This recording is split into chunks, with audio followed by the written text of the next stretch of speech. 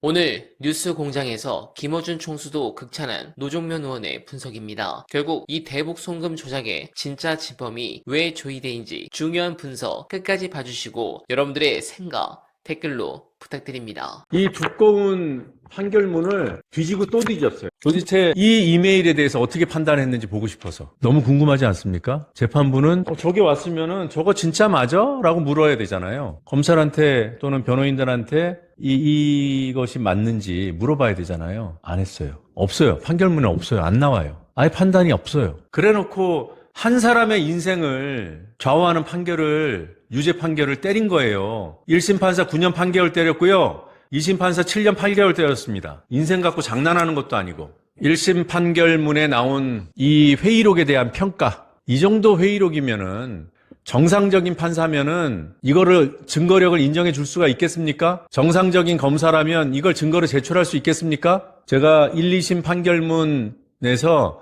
이 회의록에 대한 평가만 다른 판결문 내용 주가 조작으로 볼 수 없다. 그냥 판단이에요. 자기는 볼 수 없대. IR 자료에 북한에 준 500만 불은 나노스 IR 자료에 보면은 계약금이라고 명시되어 있는데 계약금이라고 볼 여지가 없다. 계약금이 아니라는 김태균의 진술은 회의록을 보면 수긍이 간다. 이런 식이에요. 회의록으로 말도 안 되는 문건에 나와 있는 그 문구까지도 다 비토합니다. 쌍방울이 만든 사업 제안서에 보면 협동농장 지원 사업이라는 게 나와요. 근데 그 협동농장 지원 사업은 그 문건에 나온 그 의미가 아니라 회의록 등 여기 김태균 등등의 진술에 비춰보면 이게 스마트팜 대납이다. 이렇게 그냥 비약시켜서 하는데 그 비약하는 그 연결고리가 안 나와요. 유일한 연결고리가 회의록이에요. 자, 이 회의록에 대해서 재판부의 판단 이렇습니다. 신진우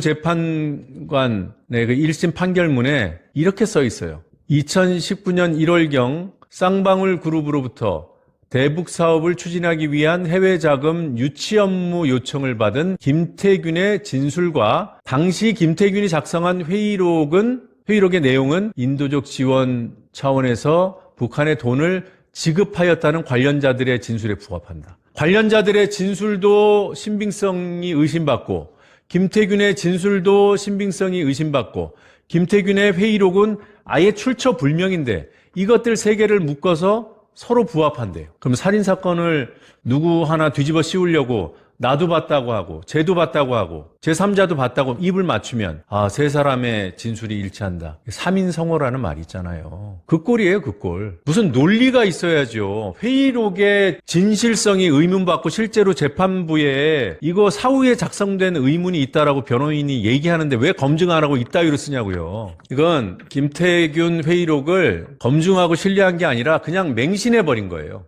자, 역시 1심 판결문에 등장하는 내용입니다. 김태균은 김성태 등과 여러 차례 회의를 진행하였고 그때마다 회의록을 작성했다. 그때마다 작성한 거 당신이 확인했냐고.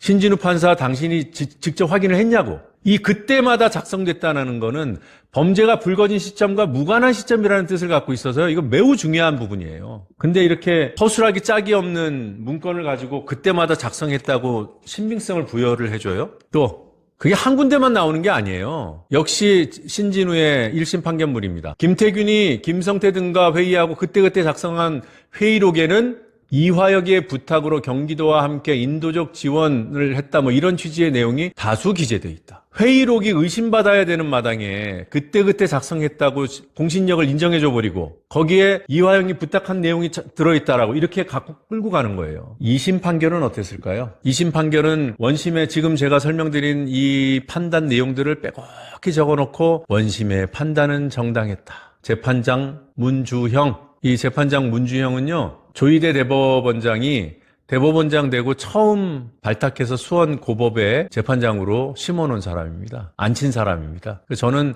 사전에 심어놓은 건가? 이렇게 의심하게 돼요. 왜냐면 이 사람이 수원 고법에 픽이 돼서 가요. 조희대에 의해서. 그리고 나서 거기서 이 사건 2심 재판장을 합니다. 그래 놓고 말도 안 되는 원심의 판단에 대해서 정당하다고 하잖아요. 사실 오인, 법리 오해에 위법이 없다. 피고인이 사실을 오인했다, 법리에 오해가 있다고 주장을 하지만, 그리고 아까 그런 시애틀 아파트에 이메일까지 제시하면서 이게 사후 조작 작성된 문건일 가능성이 있다 이런 거 주장하지만 위법이 없다. 원심 판단에는 위법이 없다 하고 변호인단 주장을 다 버립니다. 역시 2심 판결문 문주영 판사의 작품입니다. 피고인은 이화영입니다. 이화영 전 부지사 및 변호인은 김태균이 신재권입니다.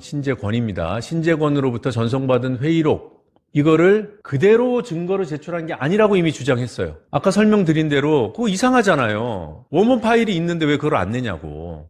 그거 전송받은 그 회의록이 아닐 것이라고 변호인이 주장을 했지만 그 주장 또한 나는 받아들이지 않는다라고 재판장 문주영이 선언한 거예요. 네, 추격입니다. 국정조사에서 이렇게 치명적인 조작 증거들이 쏟아지는데도 주류 언론이 조용한 이유는 단순한 게으름이나 이해 부족이 아닙니다. 노 의원의 예리한 지적대로 과거 검찰이 흘려주는 조작된 정보를 단독이랍시고 무비판적으로 받았으며 이재명 악마화에 앞장섰던 법조 기자들의 원죄 때문입니다. 자신들의 과거 기사가 엉터리 가짜 뉴스였음을 스스로 인정하고 정정해야 하는 딜레마에 빠지니 법조팀과 정치팀 사이에서 비겁하게 폭탄 돌리기를 하며 진실을 철저히 묻어버리고 있는 것입니다. 이번 폭로의 백미는 단연 김태균 회의록의 모순입니다. 수십억 대의 해외 자금을 유치한다는 전문가가 노트북 하나 없이 비즈니스 센터를 전전하며 회의록을 출력했다는 것은 상식적으로 납득할 수 없는 코미디입니다. 심지어 김성태의 진술과 정면으로 충돌함에도 불구하고 재판부는 이 허술하고 조작된 냄새가 진동하는 진술들을 억지로 끼워 맞춰 유죄의 근거로 삼았습니다. 이는 애초에 유죄라는 결론을 정해놓고 증거를 입맛대로 취사 선택한 전형적인 갑정너 재판의 민낯입니다. 그런 부분에서 윤석열의 무모한 물리적 내란이 시민들의 저항에 막혀 실패로 돌아가자마자